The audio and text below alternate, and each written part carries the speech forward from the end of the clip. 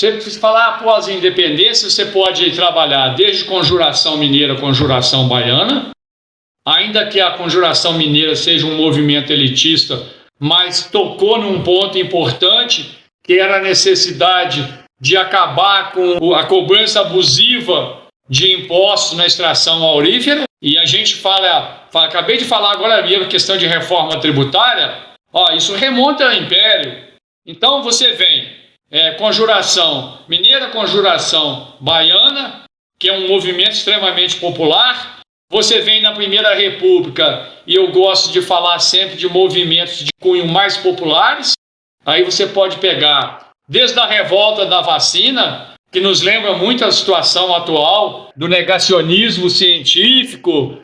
Você pode pegar Canudos, que acontece no momento em que a elite cafeeira de Minas e São Paulo controla a estrutura do poder e que aí se esquece de ter política pública para o Nordeste.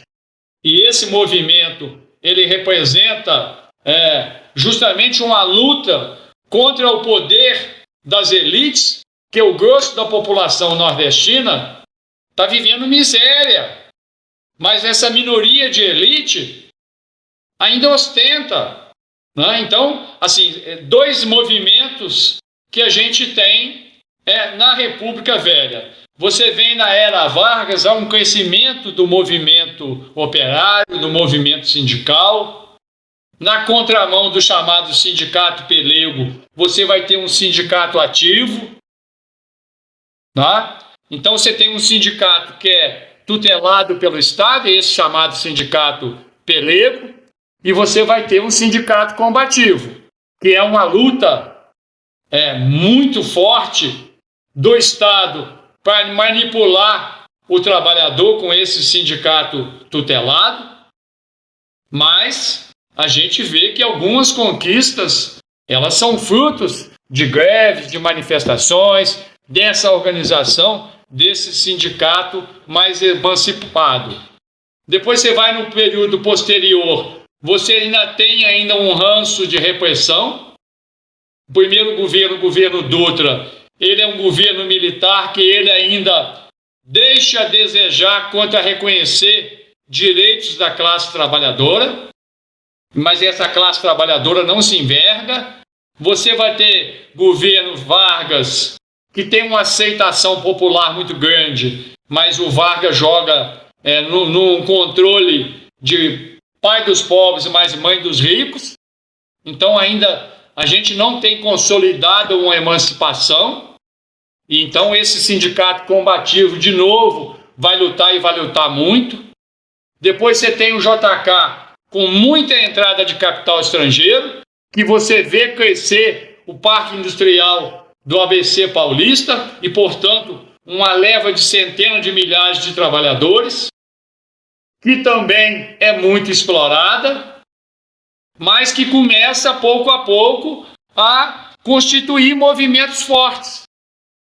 E você vem, depois, mais um pico de industrialização no milagre econômico, 68, 73, e, de novo, há um freio na participação política popular. Mas que esse movimento popular, esse movimento de partidos políticos e de sindicatos que tem no seu programa político a defesa da classe trabalhadora, resiste. E é importantíssimo. Vai ser tão importante que a gente vai ver, no final desse governo, a briga para diretas já, que é um movimento que tem uma ampla participação política. Nós temos passeatas de trabalhadores, né? Temos comícios, passeata com 1 milhão de trabalhadores, comícios onde se vê na Praça da Sé, em São Paulo, 2 milhões de trabalhadores.